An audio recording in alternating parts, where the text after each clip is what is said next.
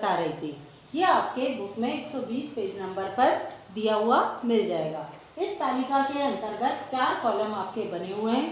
पहले कॉलम के अंतर्गत आय दी हुई है, दूसरे कॉलम में उपभोग दिया हुआ है, तीसरे में एपीसी औसत उपभोग प्रवृत्ति जिसे कहते हैं एवरेज प्रोपेंसिटी ऑफ कंजम्पशन, और चौथे कॉलम में एमपीसी या मार्जिनल प्रोपेंसिटी ऑफ कंजम्पशन दिया हुआ है। बच्चों यहाँ पर आय आपके 0, 100, 100 का डिफरेंस देकर 100, 200, 300, 400, 500 दी हुई है। और इसी तरह से उपभोग जो है शून्य आय के स्तर पर भी किया जा रहा है। ये आपके 100 दे रखा है, फिर 50, 50 का डिफरेंस लेकर 150, 200, 250, 300 और 350 दिया हुआ है।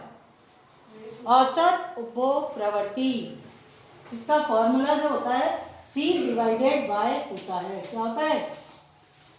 C कितना दे रखा है? 100। आय पाए कितनी है? 100। 0। यहां पर आपका आंसर क्या आएगा? 100 में 0 का भाग दोगे अनंत इंफिनिटी का साइन आएगा बच्चों। यहां पर 150 बटा 100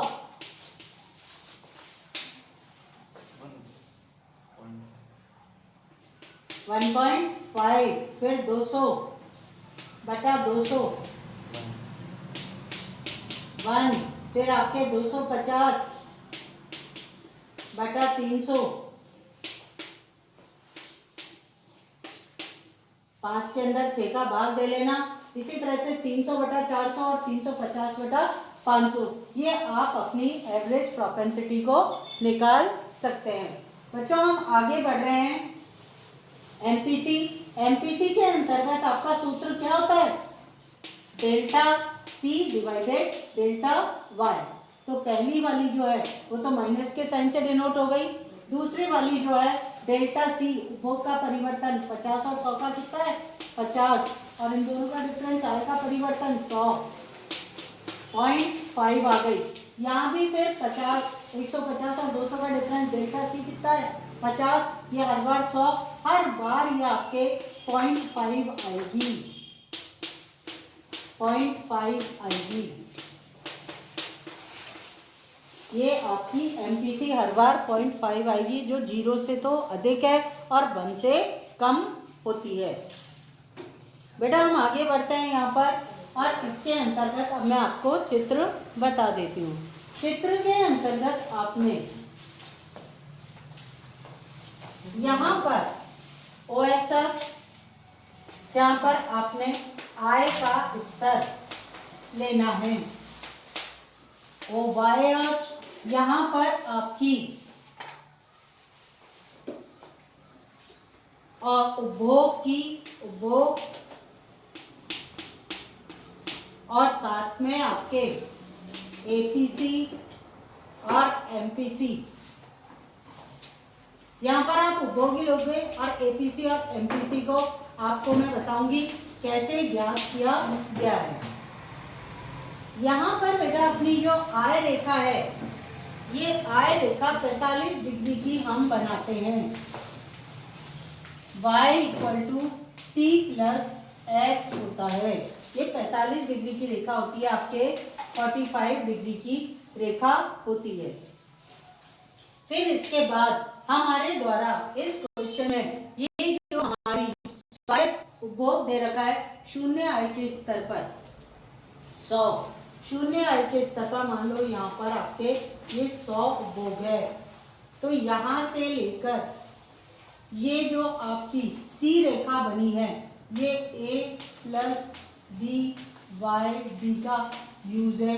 यहाँ पर A का मतलब जो है 100 है, प्लस B का मतलब आपके 0.5 है, और YD जो है आपके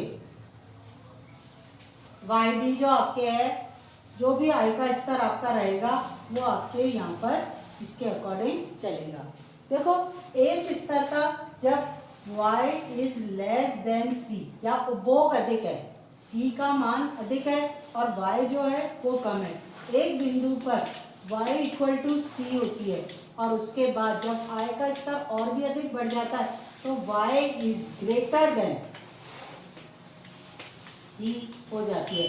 आय अधिक हो जाती है और उपभोग कम हो जाता है। तो ये फंडामेंटल लॉ जो हमारा कीन्स के द्वारा दिया गया है, कीन्स कहते हैं उपभोग, आय बढ़ने के साथ साथ उपभोग भी बढ़ता है, लेकिन ऊंचे आय के स्तर पर उपभोग नहीं, उतना जिस अनुपात में आय बढ़ती है उस अनुपात में उपभोग नहीं बढ़ता है, बल्कि ऊंचे आय के स्तर पर बचत प्राप्त होने लगती है।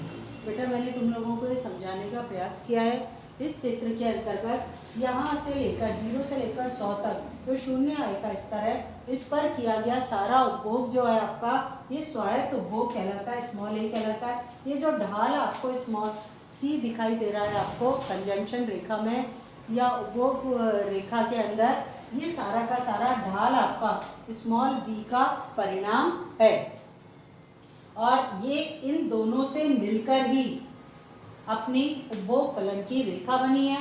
ये रेखा एक बिंदु पर आय रेखा को काटती है, y=c हो जाता है उस बिंदु पर। उस बिंदु से पहले y जो है कम है, आय कम है और उपभोग अधिक है, और इस बिंदु के बाद आय अधिक है और उपभोग कम है।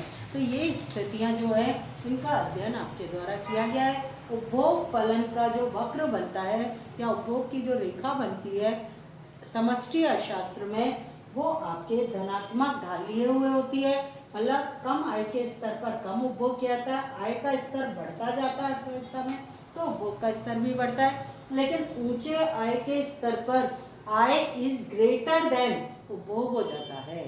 थैंक यू बेटा, आज के लिए इतना ही। कल हमारे द्वारा कोई प्रॉब्लम